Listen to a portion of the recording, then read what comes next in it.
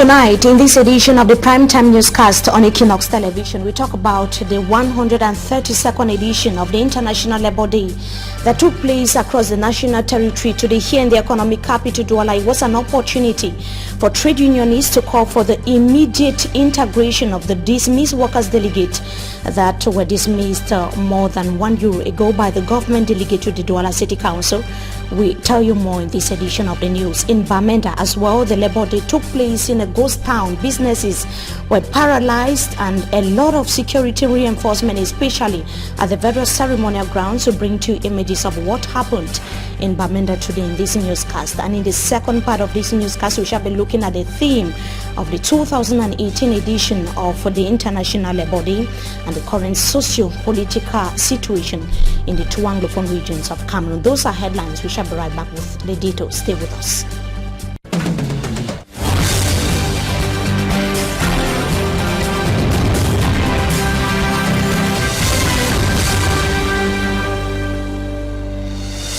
Good evening to you, ladies and gentlemen. We thank you so much for joining us in this edition of the Primetime Newscast on Equinoxe Television. Today, Cameroonians are joining the international community to celebrate the 2018 edition of the International Labour Day. It is being celebrated under the theme Social Dialogue, a factor for the promotion of decent work in Cameroon. Here in the economic capital, Douala, the Labour Day celebration was marked by calls on the government delegate to the Douala City Council, Dr. Frix to reintegrate the personnel representatives that were sacked close to 1 year ago.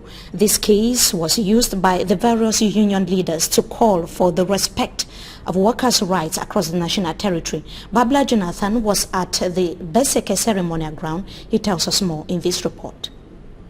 At the Beseke Valley Ceremonial Ground in Douala, trade unionists used the opportunity of the 132nd International Labour Day to urge the government's delegate to the Douala City Council, Fritz Tonen, to reverse his decision to sack personnel representatives of the institution last year. They decried what they qualified as illegal dismissal of the personnel delegates. There were 11 of them who were sacked by Fritz Tonen. One has been reintegrated, while the other 10 have been in a legal battle with the government delegate for several months. The governor was a little bit shocked when we talked about the city council, but we could not forget to talk about this problem. There was an issue of honor. The government's delegate to the Douala City Council felt that his honor was attacked and he resisted, but we think that he's going to reverse his decision. Using it as an example of violation of rights of employees by employers in Cameroon, the trade unionists called for the implementation of the theme of this edition of the International Labour Day, Social Dialogue, a factor in the promotion of decent work and socio-economic progress of Cameroon. The different messages brandished by workers during the Labour Day parade at the Beseke Valley Ceremonial Ground called for the improvement of working conditions through the respect of workers' rights by employers. Employees were also reminded to honor their responsibilities. The Labour Day to Douala. We take you now. It took place in the meeting was 32nd of the Northwest region. The ons has been prevailed to 2 years now. This is grounded in the streets of Bamenda. The ceremonial ground was the ceremony was not attended by many.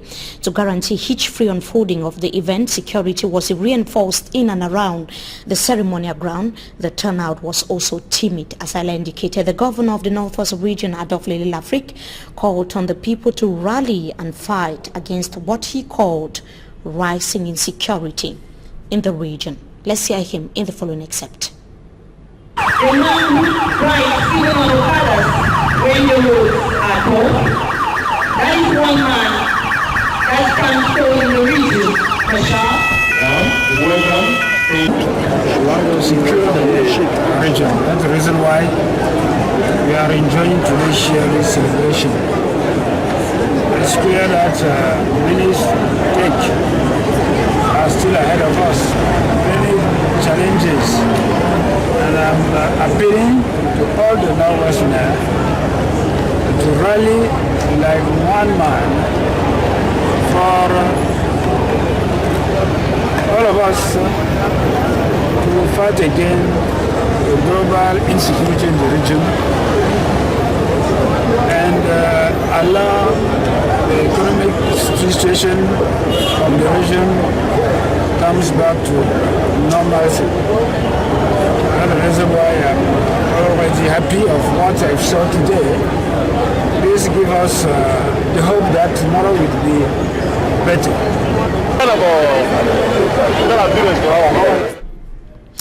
And in the South also regional headquarters of Boya, the euphoric atmosphere that used to characterize this period, the 1st of May in that part of the country, was practically absent. Derek Jato toured the streets of Boya and compiled this report for the news. The 2018 Labour Day in Boya, the southwest regional capital, the streets are as busy as any other day, and those especially in the informal sector are getting along with their day's agenda, and observing or celebrating the Labour Day was not an item on the day's activity. If I go much hala for the one time mama pikin they will cry hungry. That other things they will do that for me. That's why I don't decide I don't go much today. What the country they now we will fear now. The society is difficult, and the southwest region in particular is now full of uncertainty. To this carpenter, a calm day like this one is an opportunity to work hard in order to put food on the family table. You go much, you won't come back. Sometimes you want to go get tomorrow, you won't be against it, you know how it happens, so that guy will run that. I think I don't make the work today. Elsewhere, a car electrician says there is no time to waste if one must meet up, for the Anglophone crisis has painted business in the region with an ugly color. Yeah, the crisis is affecting us because business is not booming. They say the best thing, the best way in this life is the hardest way. So I advise any young man out there, if they don't want to hustle, they will not enjoy Cameroon. As for me, I'm hustling. To some, being at work on a Labour Day to satisfy their client is paramount. You don't cry for me, you cry for me yesterday for night. No, don't say no, better solve the problem. I will enjoy it. And after this, we'll go enjoy the day of today. Okay. And the engine, this one will move down. I began some customer where I be ready today. While others stayed back willfully, others were conditioned by their employers to come to work on a Labour Day in Boya. I never go for Limbe for so much now because my patron has didn't talk. We get to cancel some customer now that way. You know. Though majority were seen at their various offices working, but some were equally seen celebrating the 132nd edition of the International Labour Day in Boya. David Jato, they're reporting on the International Labour Day that is being celebrated in that part of Cameroon, and the rate of killings, burning of houses and tension are persisting in the northwest and the southwest regions of Cameroon, though the government in a series of outings has painted a picture of a stabilizing situation. Many whose houses were set ablaze purportedly by security forces are now internally displaced in some parts of Cameroon or potential refugees in Nigeria. There is equally the recent happening at the St. Bede's College in Bello, Boyo division of the northwest region of the country that has left the Catholic Church in shock. Our reporter Innocent as it comes back to the recent happenings in the two Anglophone regions of Cameroon in the following report. The images took social media by storm. They were discreetly captured in Azi, a locality in Menji, the Bialem division of the southwest region of Cameroon. In this compound, dozens of security forces can be spotted. They are dressed in the Cameroon military attire with military vehicles on standby, though Equinoxe television has not been able to independently verify the identities of the forces. This area, like many other localities in the English-speaking parts of Cameroon, has simply been deserted. The before now residents of the area are either in bushes, neighboring Nigeria, or in other safer localities of Cameroon. The chaotic atmosphere has also forced many English-speaking Cameroonians in Munyenge, in Moyoka Fako division, to flee their homes. Tension mounted Saturday night till early Sunday when sporadic gunshots intensified between security forces and unknown gunmen. This is gunshot in Munyenge, Moyoka subdivision. Serious gunshot everywhere.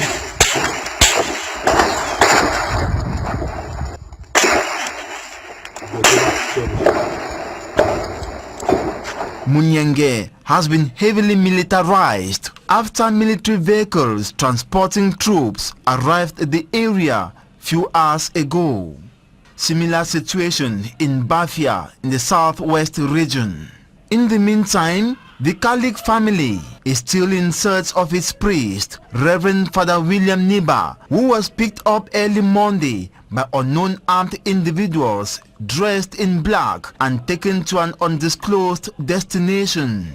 The incident, which left students, Kalik authorities in shock, forced parents to take their children home. This student, who experienced the incident, is now home with her parents. Told us that in this situation now that we have to go home. Tension has continued.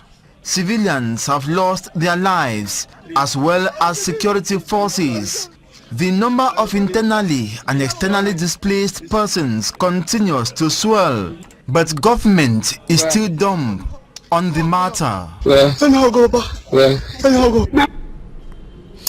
Innocent as there would the recent happenings in the two Anglophone regions of Cameroon. Now, the much awaited change in Cameroon can only come by if citizens get themselves massively registered on the electoral list, says Honorable Joshua Osi was officially presented to the population of Buda, West region of Cameroon yesterday. It was during a ceremony chaired by the chairman of the principal opposition political party, Nijon Frundi. And in the following report, Innocent Aze once again is going to be telling us that the event was attended by thousands. His report. A fanfare Monday in Buda, West region of Cameroon. O.C. Joshua makes his first public outing ever since he was elected and handed over the flag of the party to stand as SGF 2018 presidential candidate.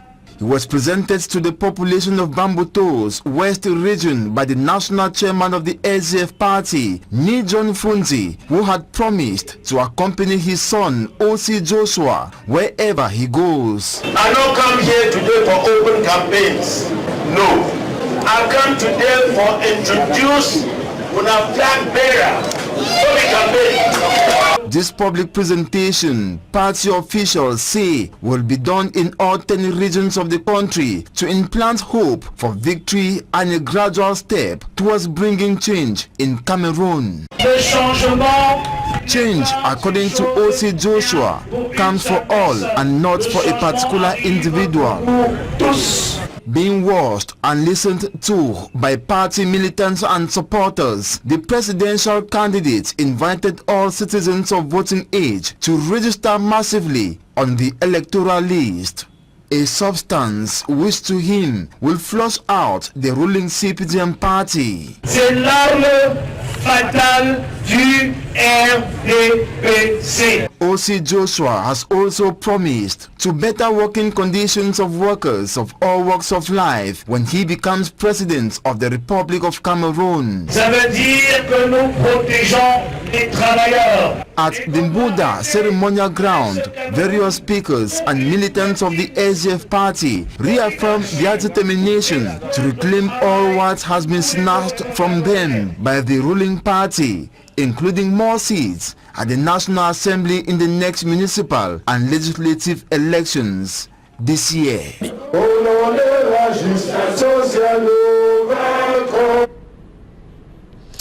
And the suspected killer of a certain Yakubu, that is, we are taking you now to Bafia, has been arrested by the police. The incident took place a few days ago. He was arrested by security forces. The man that was actually arrested is 20-year-old Abdul Idrisu, as Simanjikan Gabriel tells us in the following report. It was a mammoth crowd that took to hostage the central police station in Bafia, demanding that the officers should offer to them a certain Abu Idrisu, 20-year-old, accused of killing an innocent commercial bike rider. It was under a very tight and secured atmosphere that the elements of the national security in the chief town of the Bam and Nubu division contained the angered population, determined to lynch the alleged killer of their colleague, as the alleged killer is being questioned. The Bafia inhabitants were angered because some days back, the lifeless body of Yakubu, aged 24, was discovered and his brand new commercial motorcycle disappeared. The bike, we were told, he bought out of money he had saved from a food provision store he used to manage after the passing on of his superior. Since then, police opened investigation to track down the alleged killer, Abu Idrisu, a native of Bafia, who has been on the hide in the neighboring Sa Leke division, waiting for his crime to be forgotten. Upon his return to Bafia, he met his Waterloo at a food joint when he was surprised with the receipt of the stolen motorcycle. As Abu Idris was taken before the state prosecutor, the mother of Yakubu is in pains.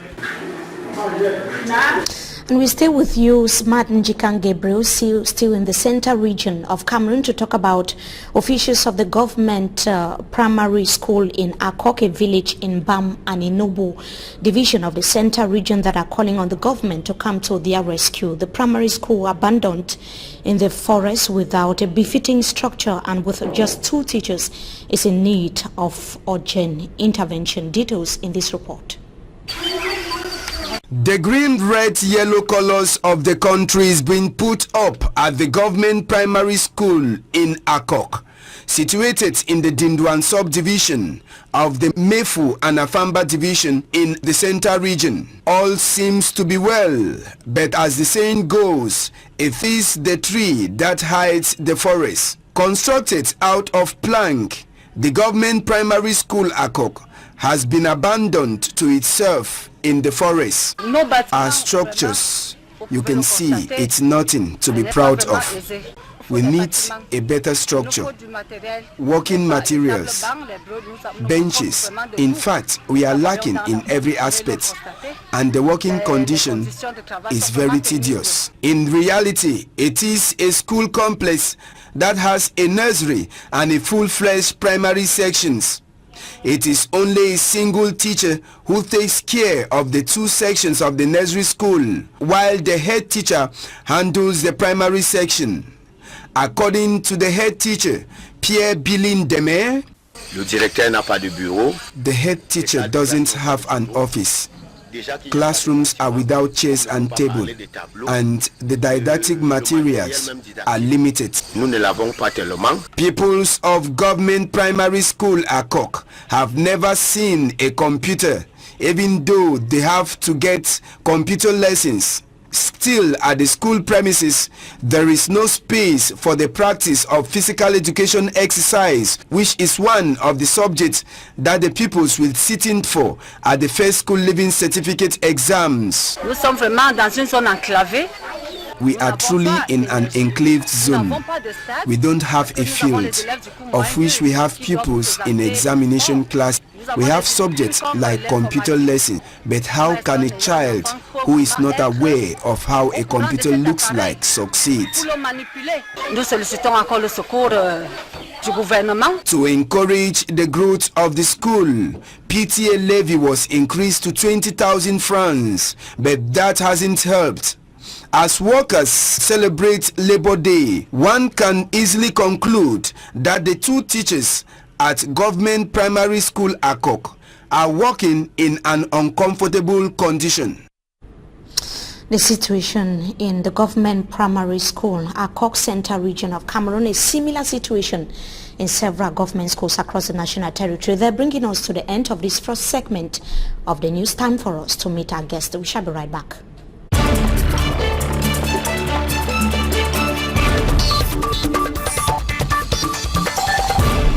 Good evening to you once again, ladies and gentlemen. Tonight we are being joined by political analyst who is equally an actor of the civil society, Mr. Ako John. Ako, good evening to you. Thank you so much for joining us tonight on Talking Point. Yeah, the pleasure is mine being with you. The pleasure is ours as well. Tonight, or today, Cameroon is joining the international community to commemorate or celebrate the 132nd edition of the International Labour Day.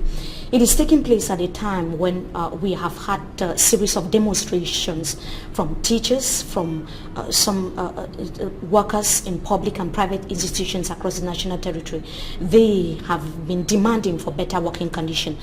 What would you say on this day of the celebration of the International Labour Day, looking at the recent happenings in Cameroon recently? Yeah, you will realize that the International Labour Day is an international day offered by the United Nations to strengthen workers' rights throughout the world. Then the situation of Cameroon becomes so peculiar to those of us who are presently undergoing within the same domain. What have we realized? You realize that in Cameroon, whenever, in fact, if we consider the term of the National Day, reconciliation and social dialogue within settlement of labor conflict, but you realize within the environment in which we find ourselves, at every time there is an intention from the workers to even demand or make their wishes or their conditions to be cleared out.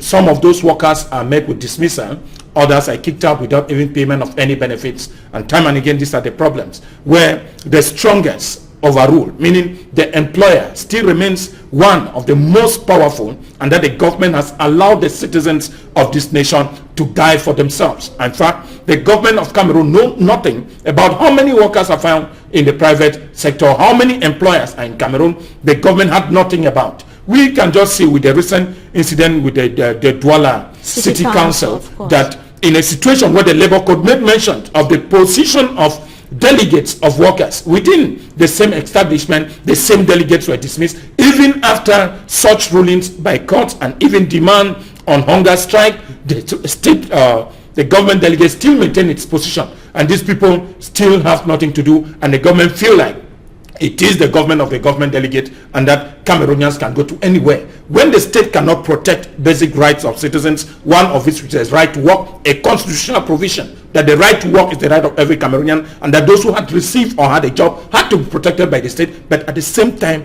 the citizens are left alone to fight for themselves or feed themselves. What would you say about the role of union leaders? We have the impression that it is only when such a day is being commemorated or celebrated that we get to hear their voices. We heard how some of the union leaders were articulating the need for the workers of the Douala City Council to be reintegrated by the government delegate. We have the impression that this only comes up once in a while.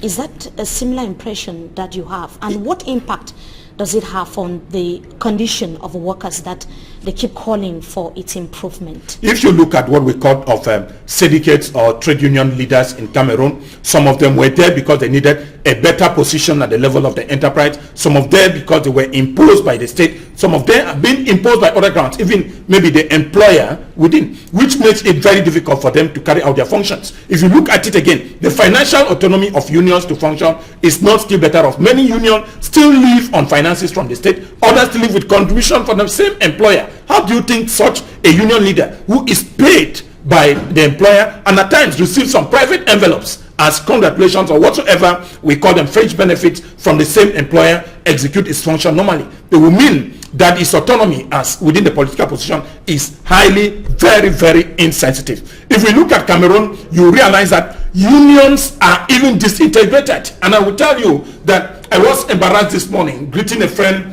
happy Labour Day. The friend told me he is not concerned with the Labour Day. And you can imagine what I mean. Meaning those of the public service feel that Labour Day was meant for private workers and they are not concerned. Do you have the impression that things could change if you had powerful trade unions in Cameroon? We don't need to have powerful trade unions in Cameroon. The political climate trade unions in Cameroon, that are autonomous. What we are saying, the political autonomy, we need financial and political autonomy within unions. But when unions still depend on the finances of corporations, the finances of the state, then there is this English saying that he who pays the piper calls the tune. And we don't expect them to do otherwise. The same worker, like we have seen with the Douala City Council, comme tu étais élu comme délégué du personnel, on va voir comment les mêmes personnels vont te remettre en place. This is what the government delegate is relying on. He is the one paying these guys, and I said they will never come back. And nobody, I mean even the government, no minister in Cameroon has taken upon himself to take a decision that will cause the government delegate to reintegrate, which equally tells us that the existence of such things or institutions or laws in Cameroon is simply a fallacy,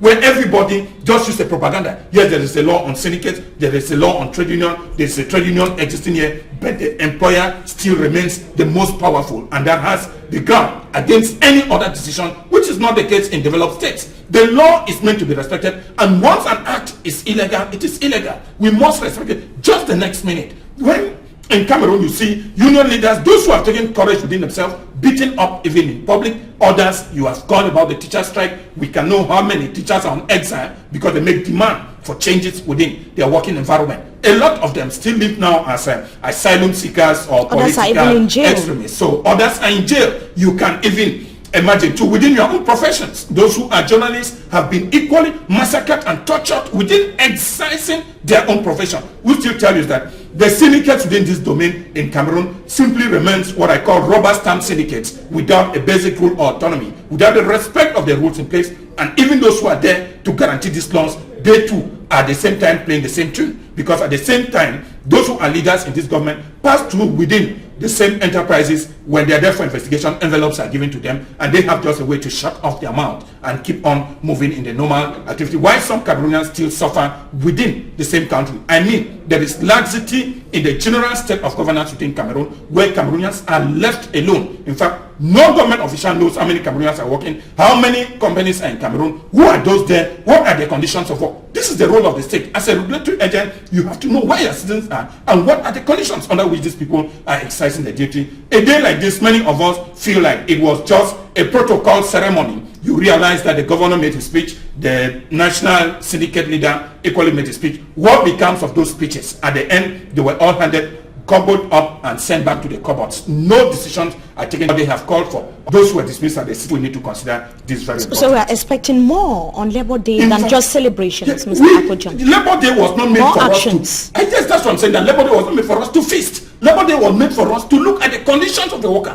Where were us? Where were the citizens before now? And where will they move to? What is their position now? The government should be capable of giving a recount that within the workers' atmosphere, this is where we are, and this is where we are today. And so tomorrow, we need to move further. These are not the results. We keep on giving speeches, telling people how it is good, it is fairy, and all of us are doing well. But this is not the case. If a worker is living within an environment in Douala with a salary of 60,000, we can reach of his house rent, the same transport, good health. What do you think of? Is that the situation of the worker? I think Labor Day has to go above speeches and protocol march past rather than the realities in the field. Now, the Labor Day had a particular atmosphere in the two Anglophone regions of Cameroon. It's obvious. It's because of the tense atmosphere.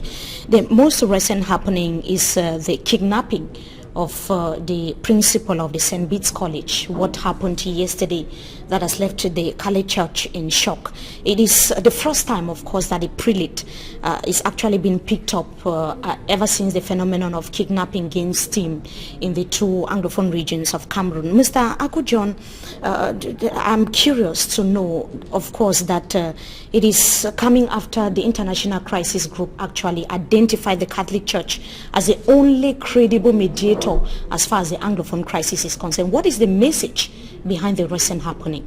Yeah, the fact is that some time ago on the same channel, I have said when an egg is boiled and if you are asked to eat that egg on that same day, you refuse to eat it then. If you allow the egg to go 2-3 days, 2 weeks after, 3 weeks after, it will be uncomfortable for you to eat the same egg. So we have allowed the Anglophone crisis to get rotten to an extent that even the government cannot handle. And these are just the consequences. You will equally realize the happening in Kosala, when some day ago we were told the discipline man of the school was also killed. Now, a lot of other groups, many other people have entangled themselves into the crisis, and everything will be, as you are going to get on, the communication minister will tell you that the separatists, the secessionists, and everything now lies on the same person. When husband and wife, those who are in conflict, if you have a boyfriend and you have a girlfriend you are not comfortable with, you will kill him in the English region now, and all will be tilted towards the separationists or the secessionists. These are some of the things we need to look at. That are we really having a government? Are we being governed, or we are just being ruled by the forces of nature? I believe very well that this country is being managed by the forces of nature rather than by a government. There is no government in Cameroon when you look at the situation, because nothing at this aspect, at this extent. You just see people telling you how we should control arms. How many people have you identified with arms? Where are the arms? If you know where they are, then you go for it. Then we still see citizens suffering within the same area. I mean, all the propositions given by the government are very futile. And if we come back to the Catholic Church position, I remember some time ago when the crisis started, the Catholic Church closed down all its churches, hospitals, and many other institutions run by the Catholic Church. But what happened? The government accused them of aligning with the same people and asked them to send or open schools or open hospitals. And promise security. Promising security. I said the presence of the security within the two English regions instead caused the situation worsen, because the same security people are those who are looting, are those who are killing, are those who are destroying, I mean, crops and even houses of persons. But the defense ministry would say that the security forces on the ground are not those behind the killings, the lootings, like you are. You will not expect them to say otherwise, because it is always said that you can never buy the finger that fits you. All of them know very well, with great determination from these people whom we are, we know very well, and many Cameroonians have evidence to prove that the military are behind. If you watch the video you people just gave, you realize that the burning beside, most often than not, is done so in the presence of the military, and we just see them a few kilometers away in a school, in a market, being gathered by the military. By the next morning you see every place is shattered.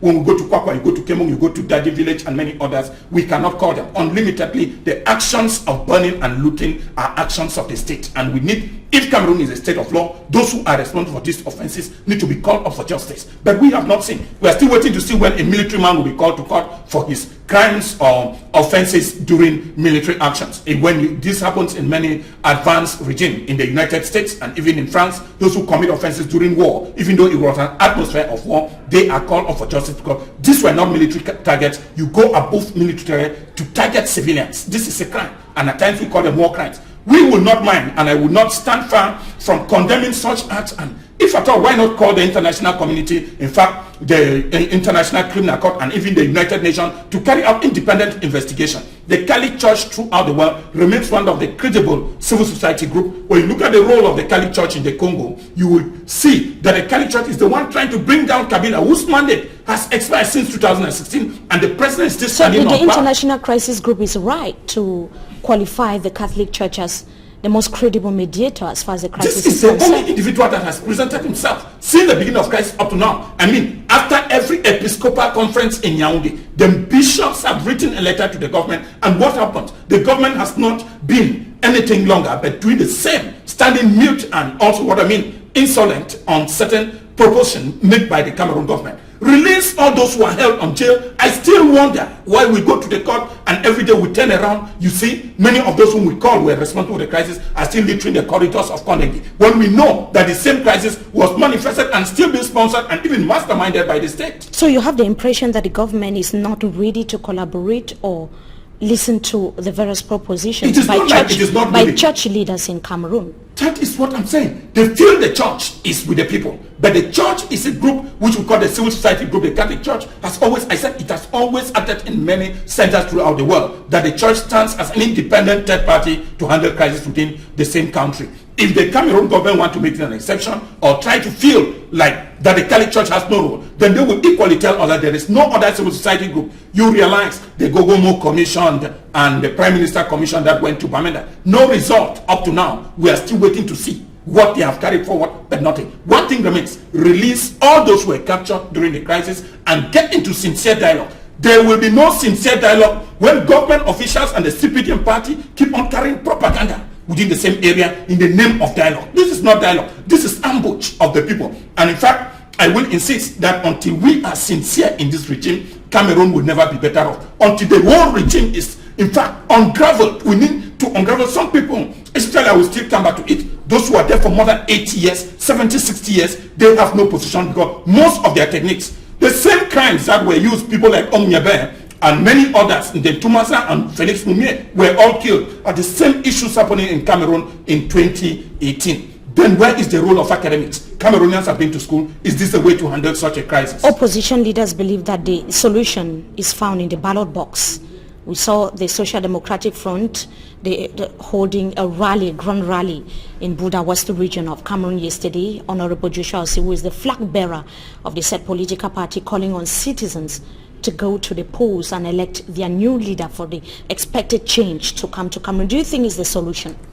Somewhere. Before we go, briefly. Yeah, like what I'm saying is that somewhere the youths have lost taste within the system, and more of those who, in fact, the number registered in Cameroon is always far less than those who go at the end of the day to vote. So one of the things I believe the regime has been doing is causing unwillingness, voters' apathy, that people should not go to vote so that it will still comfort. You have just seen what happened with the senatorial elections, that when you don't go for vote, they instead profit. So those political parties that stay behind have not changed everything. If the SDF2 equally decline, you realize that they have been having a 100 Senate. Now, within the vice of the next elections, it is normal that the youth should be encouraged to register, and if they have to register, I equally believe that there are many regimes in the world that you cannot change them by ballot box. I will come here to recommend what one time one of the opposition leaders said, Kawalan. She said, when the citizens cannot change issues through the ballot box, then we need a civil revolution, and that will mean the youths coming out and taking power by force.